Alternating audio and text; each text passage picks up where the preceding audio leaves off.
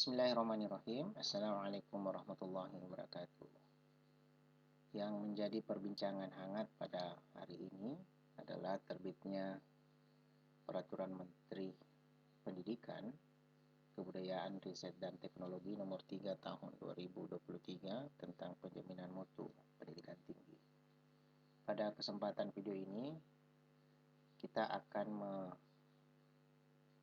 mengulas pemaparan Menteri Nadiem, Menteri Pendidikan, Kebudayaan, Riset, dan Teknologi yang disiarkan langsung di channel resmi milik Kemendikbud pada hari Selasa tanggal 29 Agustus tahun 2023 berdurasi 1 jam 18 menit 15 detik. Selain itu, coba kita akan mengelaborasi Peraturan Menteri nomor 3 tahun nomor 53. Maksud kami nomor 53 tahun 2023. Ada dua hal pembahasan utama, yaitu pertama terkait dengan standar nasional pendidikan tinggi dan yang kedua adalah sistem akreditasi.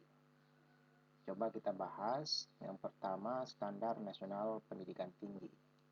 Secara umum terdapat perubahan dari sebelumnya, yaitu dari sebelumnya standar nasional pendidikan tinggi terdiri dari 24 standar. Terdapat 8 standar pada setiap dharma. Jadi di dharma pendidikan kita mengenal 8 standar, begitu pula di dharma penelitian dan pengabdian kepada masyarakat. Nah, sekarang setelah Permen nomor 53 tahun 2023 keluar, standar nasional pendidikan tinggi terdiri dari 9 standar. Terdapat 3 standar pada setiap dharma. Di dharma atau standar pendidikan terdapat 3 standar.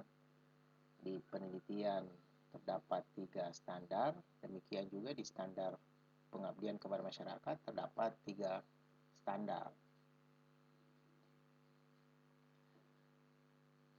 Jadi totalnya terdapat 9 standar. Di masing-masing standar itu dikenal standar luaran, standar masukan, dan juga standar proses. Ya, jadi kami ulang, standar pertama standar luaran, yang kedua standar proses, dan yang ketiga adalah standar masukan.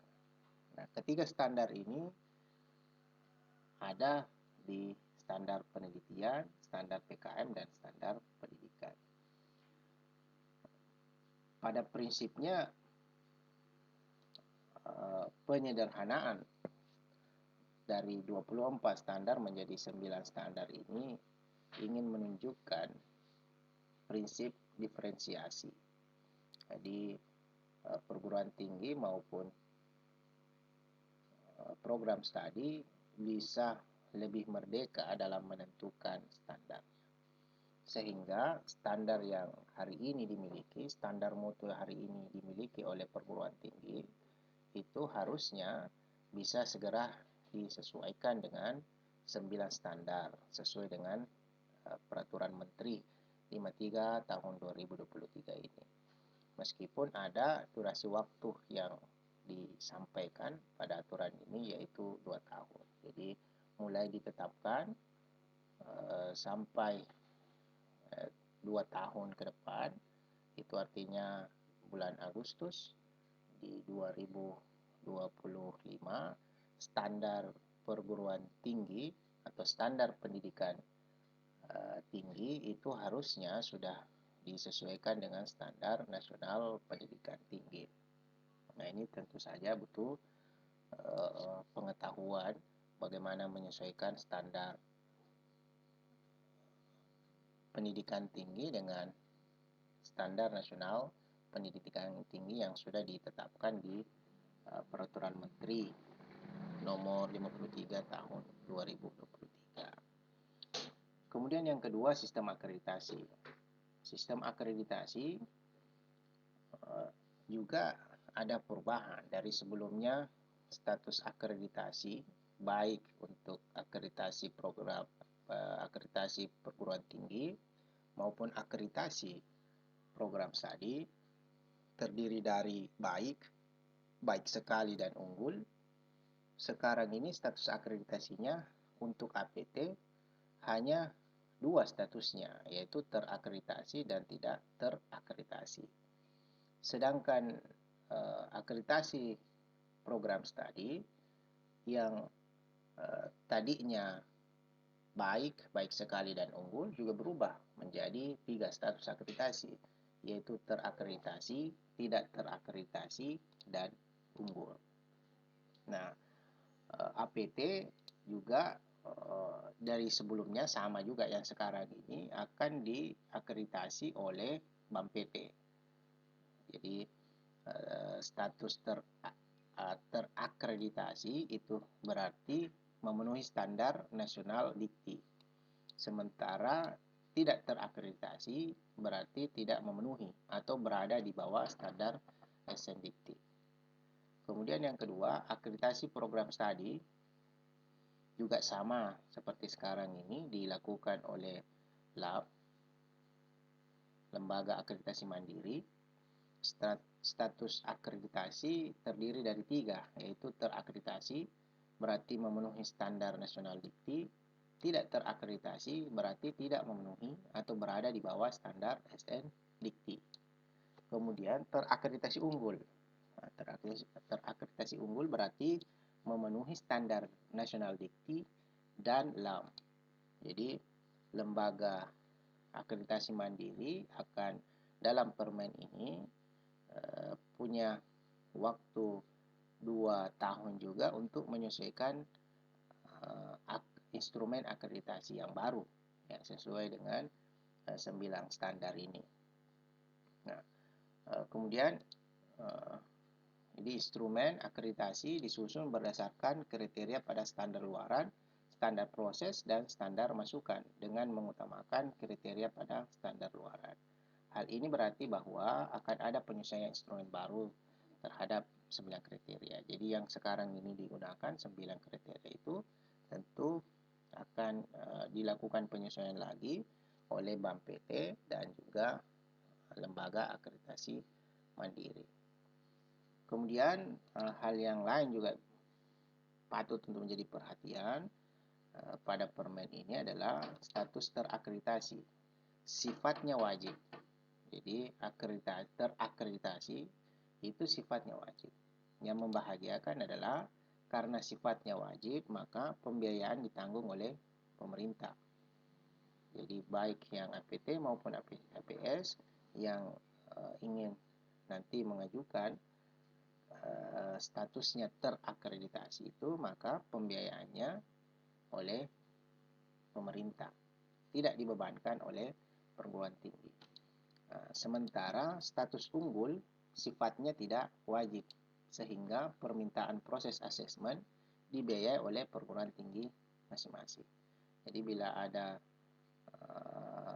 APS, akreditasi program studi, atau program studi yang ingin dari terakreditasi menjadi unggul, maka proses pembiayaannya itu dibiayai oleh perguruan tinggi masing-masing. Nah, ini 2 poin penting secara umum yang bisa kita ambil dari Permen 53 tahun 2023 ini terkait dengan standar nasional pendidikan tinggi dan sistem akreditasi. Selain itu ada catatan tambahan yang hari ini juga banyak diwartakan di media-media, itu terkait dengan tugas akhir. Ya, jadi terkait dengan tugas akhir. Jadi tugas akhir itu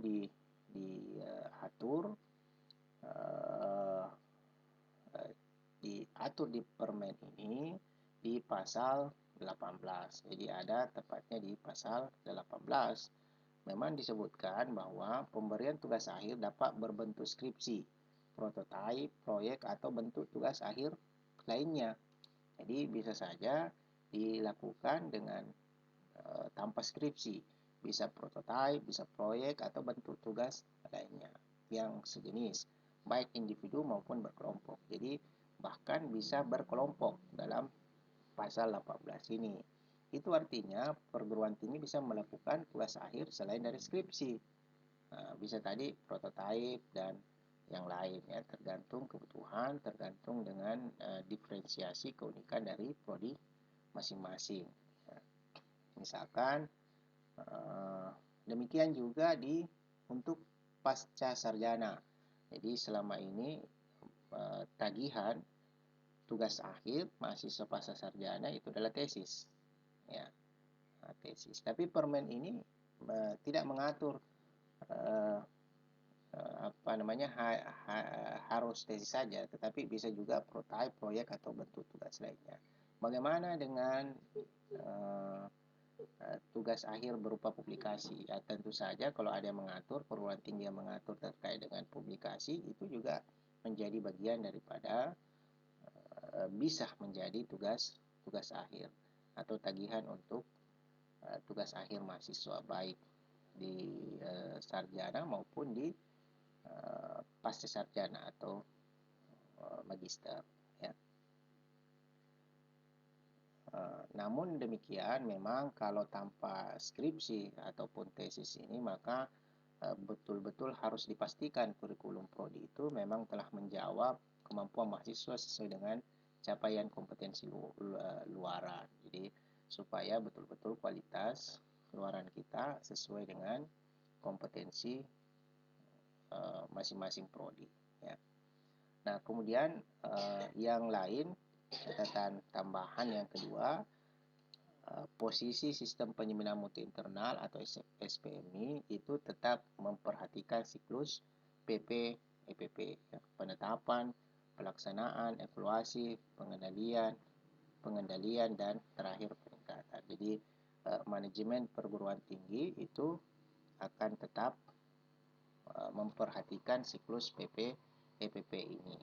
Ya, dalam ini hanya dugaan kami, bacaan kami, bahwa instrumen akreditasi akan tetap mempertimbangkan siklus PP EPP ini. Sebagaimana yang sekarang ini 9 kriteria, di setiap kriteria itu ada PP EPP-nya. Jadi dengan ada penegasan di Permen nomor 53 tahun 2023 ini terkait dengan SPMI dengan siklus PP EPP ini, sepertinya BAN, PT, dan juga LAM itu akan mempertimbangkan PP EPP ini ada pada instrumen akreditasi. Begitu kira-kira yang kita bisa ambil, yang kita bisa pahami penyampaian dari Menteri Pendidikan dan juga Peraturan Menteri Pendidikan, Kebudayaan, Riset, dan Teknologi nomor 53 tahun 2023 tentang penjaminan mutu pendidikan tinggi. Video berikutnya kami akan membahas standar nasional pendidikan tinggi yang tadinya 24 menjadi 9 standar, dan kami akan membahas satu dharma atau satu standar, yaitu standar pendidikan. Jadi video berikutnya akan menjelaskan standar pendidikan sesuai dengan Permen nomor 53 tahun 2023. Untuk sementara, terima kasih banyak atas perhatiannya. Sampai jumpa pada video berikutnya. Assalamualaikum warahmatullahi wabarakatuh.